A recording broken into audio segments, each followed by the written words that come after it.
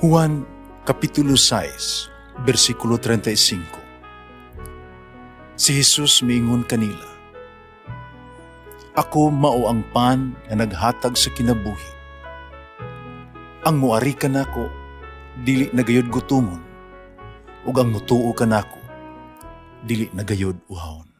Ang mga puno Pan sa kinabuhi.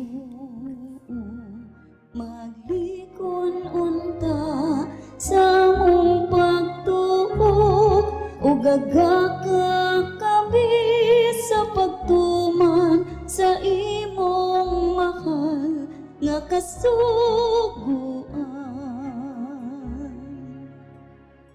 Ginumana kaninyo.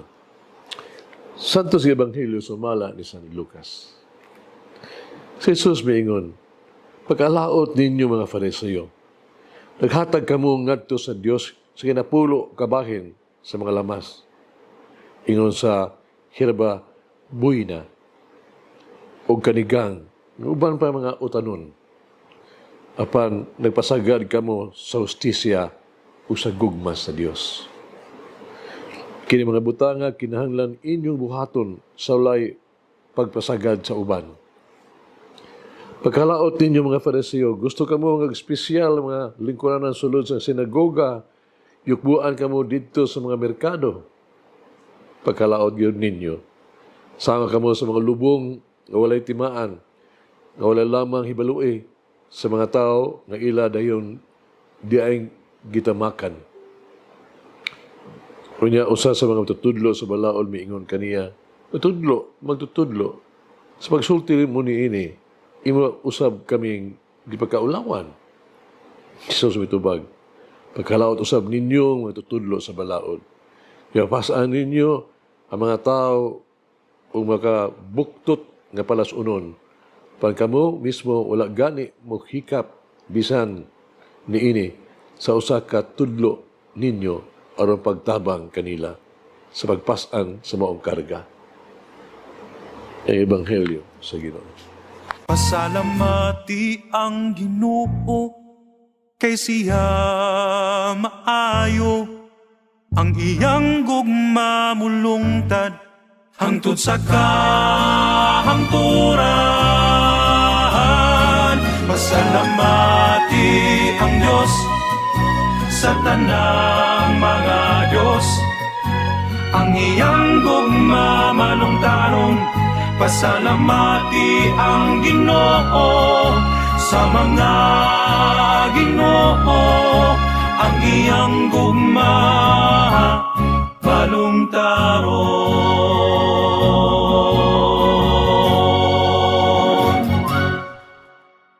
Diha sa Biblia, sa libro sa Numeros, nag-ingon, nga bisan kinsa nga makahikap sa patay nga lawas, mahimong hugaw sulod sa 7 ka adlaw.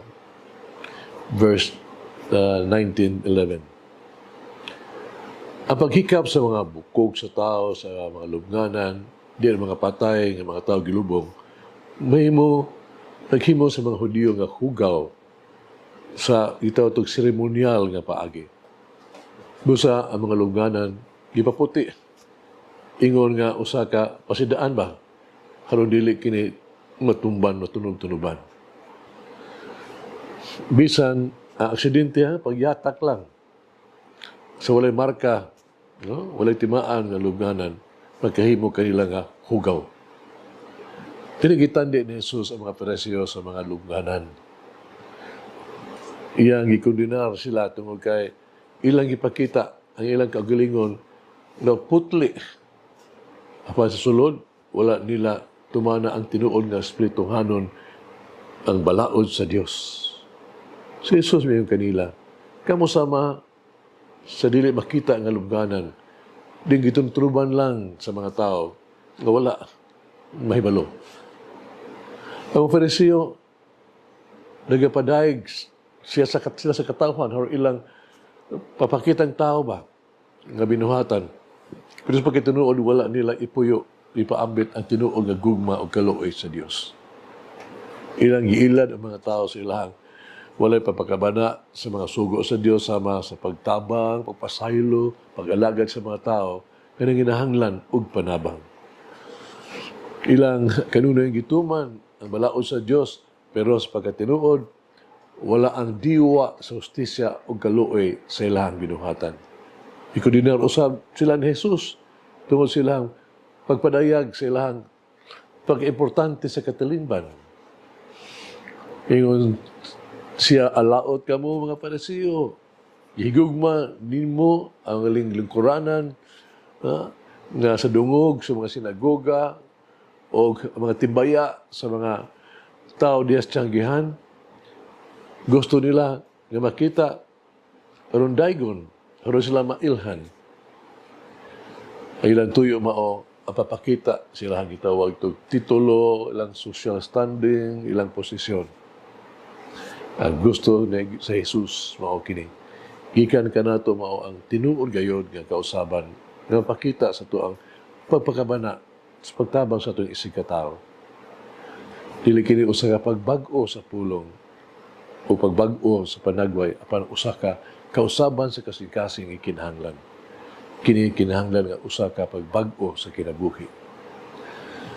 Busa sa Ebanghelyo karong adlaw, si Jesus supak sa dayag nga pagparada sa mga pagka-Diyos nun nga daw mga buhat sa kaluoy alang lamang sa publisidad, gimmick o papasundayag. Si Jesus kontra kaayo. Batok niya ng mga tao nga mabuhat lamang aron sila daygon o yung mahimo silang dungganan sa katilingban. Pas tinuod, wala sila magkinabuhi ng matinud-anon sa matang sa kinabuhi nga kahimutan sa Ginoo. Karon, kung sa unsang ato ang gisulti, kinahanglan makita sa tinuod sa maayong panig-ingnan sa ato ang gibuhat. Ato ang buhaton kinahanglan masukod sa responsable o limpyo nga kinabuhi nga ato ang gipuyo. Kundili, alaot, usab kita. Kaya usa ka tigulang nga pare, no? Nagigsulti sa iyang kudutor sa parokya. Bahin sa nagatuna niya sa iyang kinabuhi. Hangyo siya sa pagpahinumdom o pagkaton sa kahulugan niini. Pag siya miingon, ako nagreklamo kani adto sa nga adunay daghang kasamok sa ko ang mga buluhaton sa parokya. Kunya, ako na amguhan di ay nagkadtong makasamok mao gayud ang ako agyong pastoral trabaho buhat mga buhat hagit sa kinabuhi. Unsa man si Jesus para nako. Yung sa ako paghulagway ug tawag ni Jesus. Gampo kita. Magagahom nga Dios among maluluyon nga amahan. Ubas minusulong nga kasing-kasing. Ako pausahanon kayong mangayo sa imong pasaylo. Gidawat ko ang ako ang mga kasaypanan, ako ang mga sala. Usa ko ka paras unon imbis na mamahimong panalangin sa uban. Ako unta mag-alagad. Hinuon nagpaalagad gialagaran.